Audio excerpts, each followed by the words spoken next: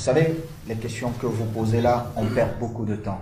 C'est pourquoi certains de nos compatriotes, nos jeunes frères, se retrouvent 23e au classement FIFA. Vous savez pourquoi? Parce que nous-mêmes, nous ne respectons pas nos talents. Je ne peux pas me mettre à me comparer contre cette jeunesse-là.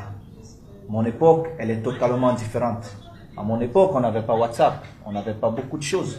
On n'avait pas Instagram. Et à mon époque. Il n'y avait pas beaucoup de choses qui font qu'aujourd'hui, quand tu joues 10 maths, tu deviens une légende. Il y avait un autre contexte. Il fallait autre chose. Et ce que les Brésiliens ont réussi à faire, vous allez toujours entendre. Il y a toujours un Brésilien qui est parmi les meilleurs. Il est peut-être moins talentueux que nos joueurs africains, mais tellement on nous vend ces joueurs qui sont toujours devant les Africains. La première chose à faire, chers frères, c'est de valoriser nos talents. Donc, peu importe. Moi, ces enfants, ils sont aussi forts que nous. C'est comme ça que je vois. Parce que ce que Habib a dit tout à l'heure, c'est une vérité. Il est inadmissible que Sadio Mané soit 23e. C'est pas possible.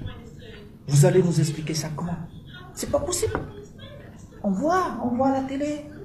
Moi, j'ai eu la chance, j'ai vu des matchs en direct. C'est pas possible. Mais c'est une réalité qui est là. Pourquoi? Parce que nous-mêmes, nous ne valorisons pas nos talents. Et ça, c'est pas possible.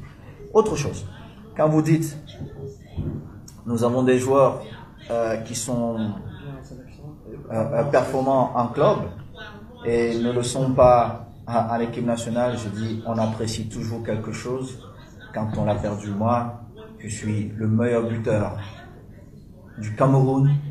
Mais je peux vous dire que chez moi, on a toujours trouvé que je n'ai pas fait assez. C'est comme ça. Pourtant, vous venez de dire qu'il faut que je donne des conseils à Sadio Mané et aux autres.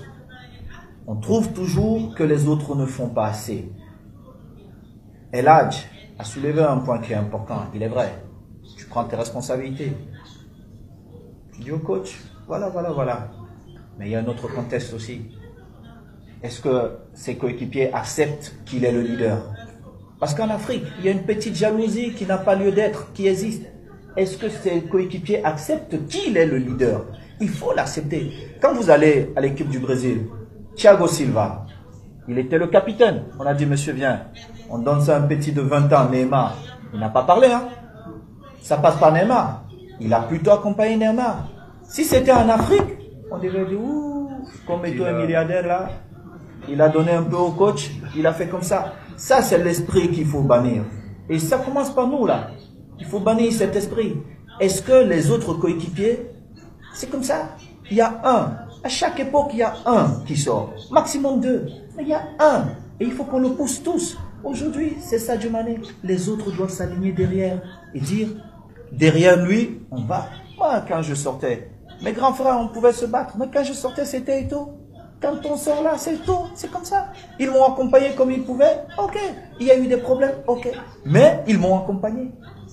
Donc, il faut qu'on arrête des petites intrigues et dire, il ne fait pas ceci, il faut plutôt donner sa place. Nous devons donner sa place. Sadio Mané est le meilleur aujourd'hui au Sénégal. Monsieur, tu prends tes responsabilités, mais nous te donnons ta place. Elle est là. Quand on parle du Sénégal, c'est d'abord lui. Et les autres doivent suivre. Les coéquipiers, les coachs, tout le monde doit suivre. C'est comme ça.